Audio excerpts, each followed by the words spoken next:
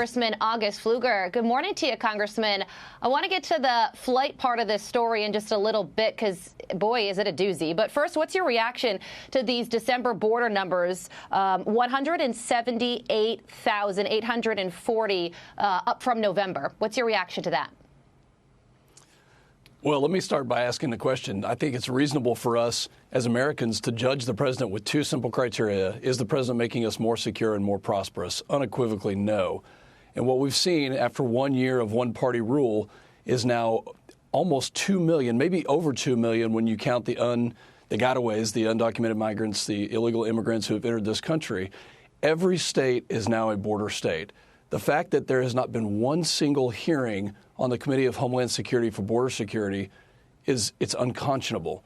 We're asking the chairman to have these hearings to understand why morale is so low at Customs and Border Protection, why Border Patrol agents, according to their union and their national council, are just at an all-time low on morale when they want to do the job, when they want to keep Americans safe.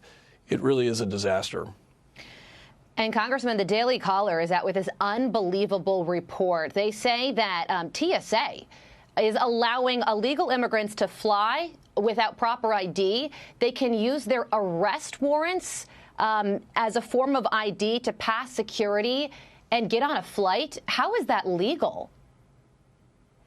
Well, and this on the heels of what we saw this weekend in Colleyville, Texas, where we had someone who entered this country through a port of entry and then held hostage four people in a Jewish synagogue, an act of terrorism. You know, the question that I want to ask is, at what point in time are Democrats going to step up to the table and take this as a nonpartisan issue that we need to secure our country?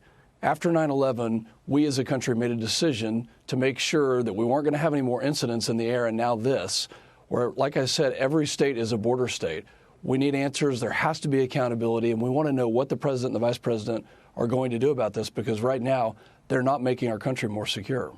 Yeah, that's right. And speaking of the vice president, she is heading to Honduras to tackle the root cause of illegal immigration. And this is after President Biden said that she is going to be his running mate in 2024. First on the Honduras front, this is her second trip to a Northern Triangle country. But we know that it's not even just the Northern Triangle countries where people are coming into the United States. So can anything positive be done on the border front with her trip to Honduras, I guess later this week or later this month? Well, I think if she had been to the border, if she had talked to the Border Patrol agency, if she had seen what I saw in Del Rio, Texas just 2 short weeks ago, the answer would be yes, of course that would be helpful. But how about Mexico? Remain in Mexico, now upheld by the Supreme Court, is so important to this problem and approaching this problem. Yet we know that 1 year ago, President Biden overturned that along with every other policy that President Trump had in place.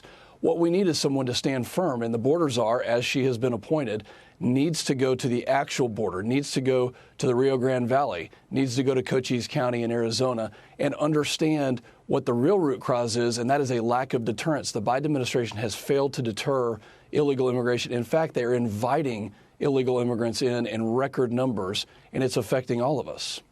I just mentioned that President Biden yesterday during his press conference committed to the Vice President Kamala Harris being his running mate again in 2024. Quick answer here. Should he?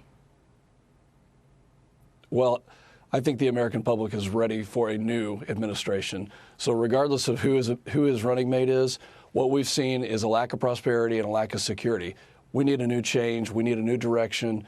And I think that's what Republicans are going to do this year. We're going to get us on that path. Yeah, and I guess the bigger question is the president going to run for re-election in 3 years' time or 2 years' time now? Congressman August Pfluger, thank you so much for joining us.